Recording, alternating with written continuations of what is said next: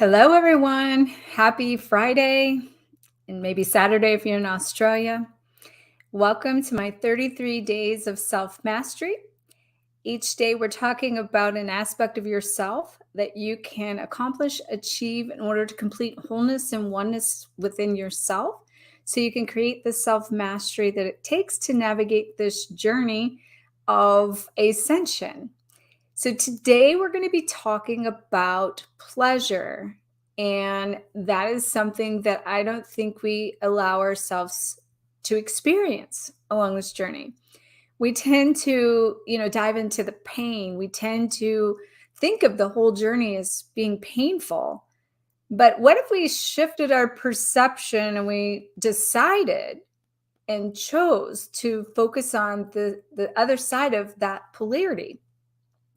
Every aspect or every concept or every idea or all the things we're going through tend to have this contrast or the polarity.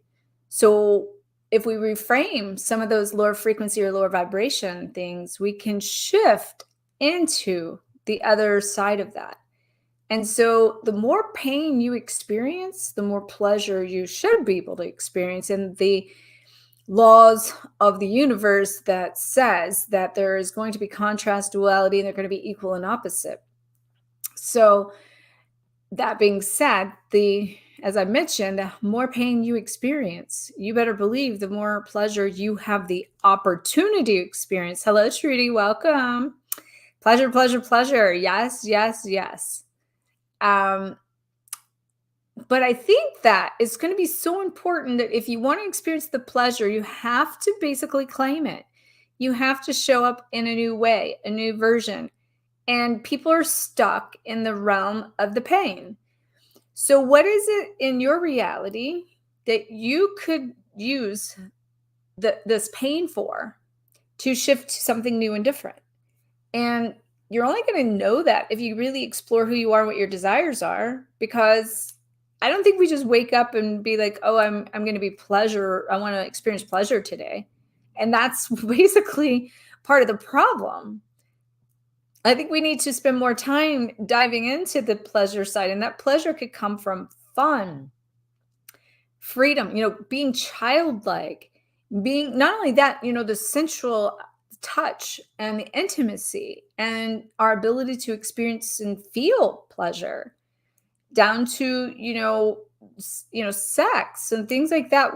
There's so much shame and guilt around sex. That's why sacred sexuality is so important to heal any sexual wounds that are linked to sexual trauma that are blocking you from tapping into your creative potential from your sacral chakra. And then because of the shame and the guilt and those feelings, then what that's doing is it's overriding and it's numbing the ability to experience pleasure, even down to getting touched. A lot of people, with massages, they don't even want anybody to touch them. They don't want anybody in their aura. So pay attention to where you are in, for instance, someone like coming into your field of energy. Are you really distant? Do you back up? Do you feel that? Hello, Ben. Welcome. Happy Friday. So we're talking about pleasure, and we're talking about the shifting our pain into pleasure, and the aspect of pleasure being something we need to master so we can be the best version of ourselves in wholeness and completeness. And that means we might need to heal some trauma wounds of sacred sexuality and give ourselves permission to experience sexual pleasure even without shame and guilt. And so what I'll ask you is, where in your life do you have a sense of pain that could be turned into pleasure if you allowed it to?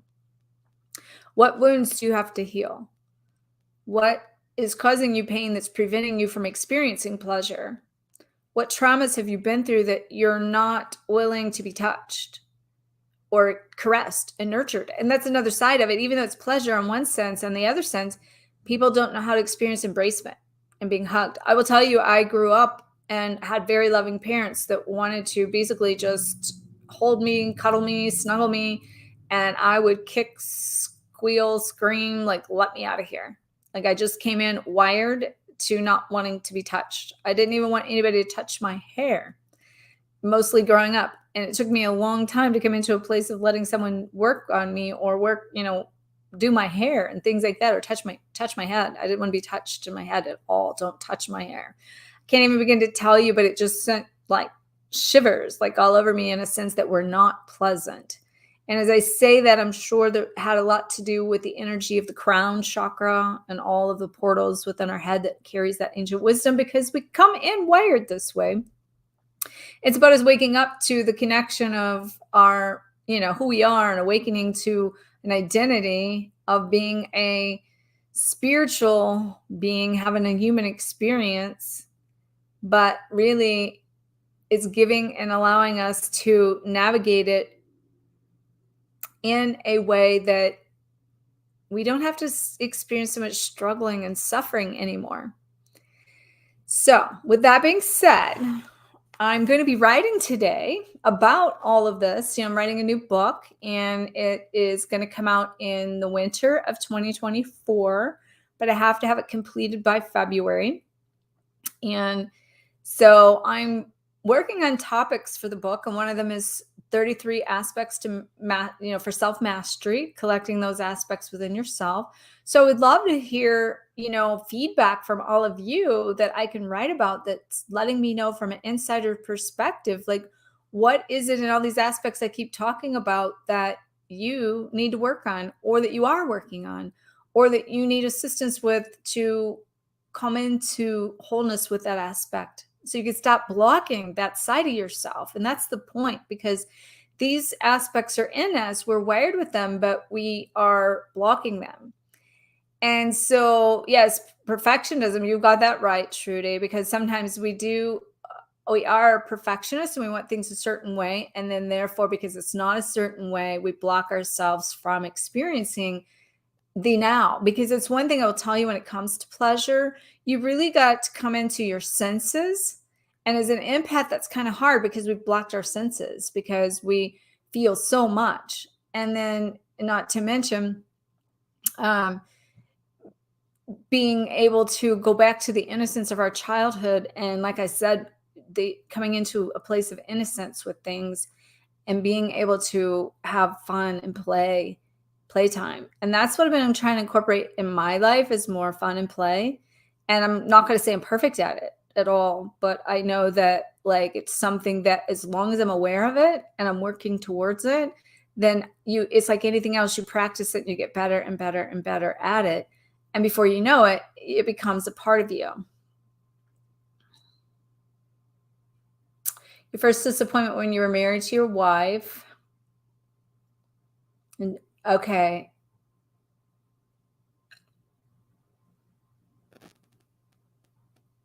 So who had the affair, your wife or you? Oh, you found out she had the affair. I gotcha. So your first traumatic experience from pleasure was your wife had an affair.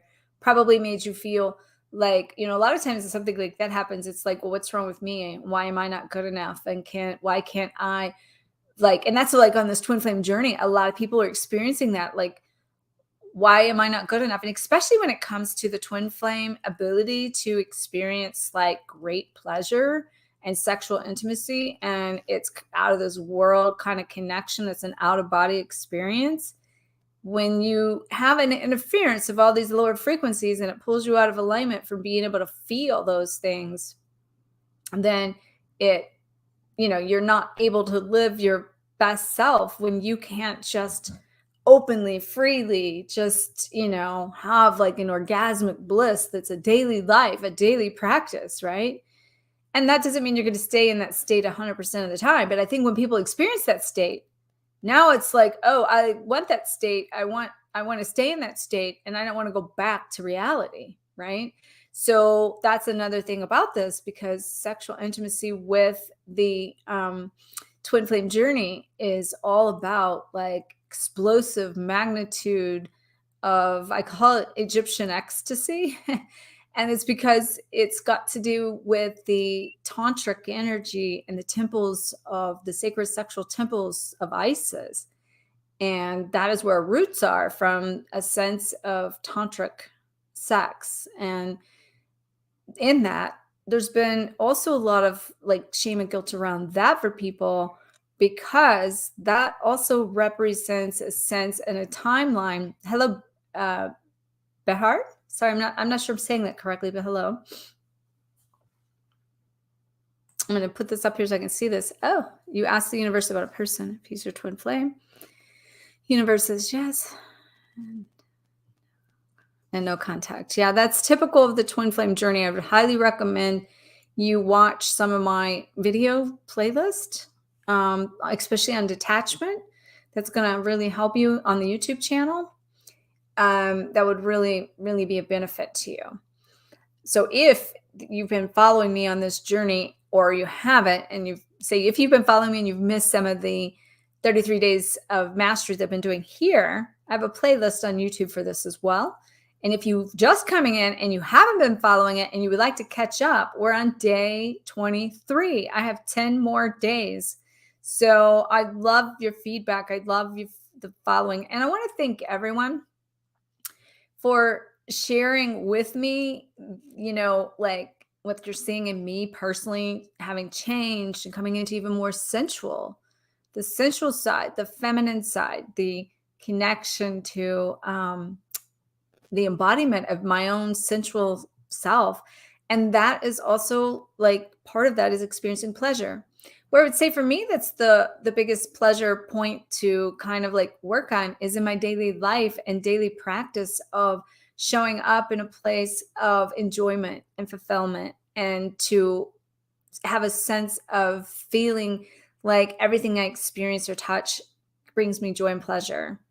So I'd love to hear that from you as well. And I sort of mentioned this a while ago, but if you'd like to get into the drawing for my Twin Flame Ascension card deck, you can you can actually, whatever platform you're on, leave me a comment and letting me know, what are you doing that is going to remove interference so you can experience more pleasure in your life? And what is blocking you from experiencing pleasure is another way to put that. And so if you leave me a comment, you're going to get your name in the drawing one time. And if you tag somebody on the same platform, you'll get your name 2 additional times. If you share this video on whatever platform, you'll get 3 additional times for an opportunity of 6. Hello there, Trudy. Yes.